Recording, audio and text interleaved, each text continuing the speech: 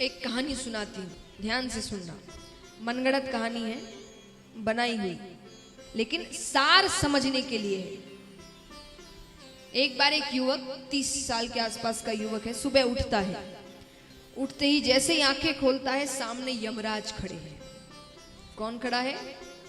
यानी अंत समय आ गया। यमराज को देखकर तो वो बौखला उठा। वो कहे, इतनी जल्दी कैसे अंत समय आ गया?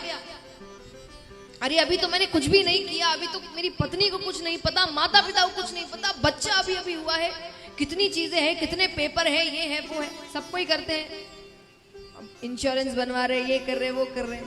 अब थोड़ी पता है इतनी जल्दी मृत्यु आएगी, तो किसी को समझाते नहीं, अभी तो खुद ध्यान दे रहे हैं।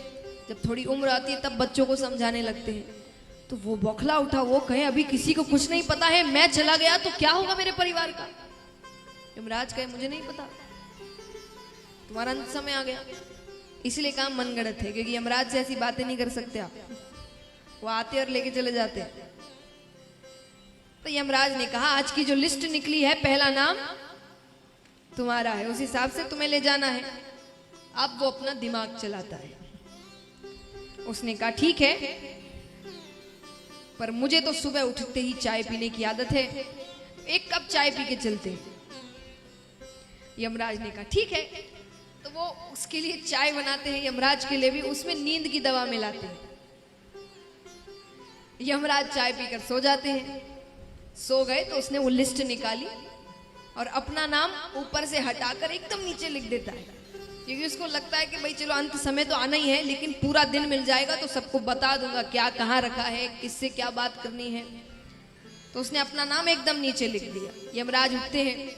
व्यक्ति ने कहा, चलिए, आपने कहा था कि जाना तो पड़ता है, तो जो नाम जिसका है चलते हैं। यमराज ने कहा, ठीक है।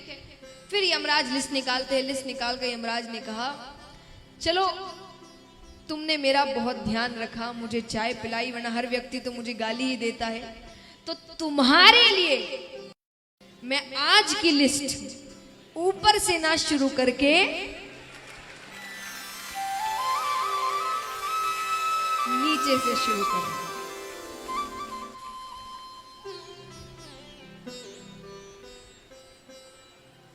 कहानी खत्म नहीं हुई। मृत्यु हो जाती है, वो भगवान के पास जाता है। अब भगवान ने उससे एक बात कही, ये ध्यान से सुनना। ये सुनाने के लिए ये पूरी कहानी बनाई गई थी।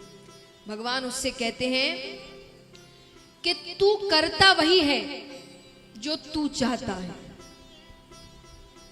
कि तू करता वही है जो तू चाहता है, पर होता वही है जो मैं चाहता हूं। कि तू करता वही है जो तू चाहता है, पर होता वही है जो मैं चाहता हूं। तो तू कर वही जो मैं चाहता हूं, फिर होगा वही जो।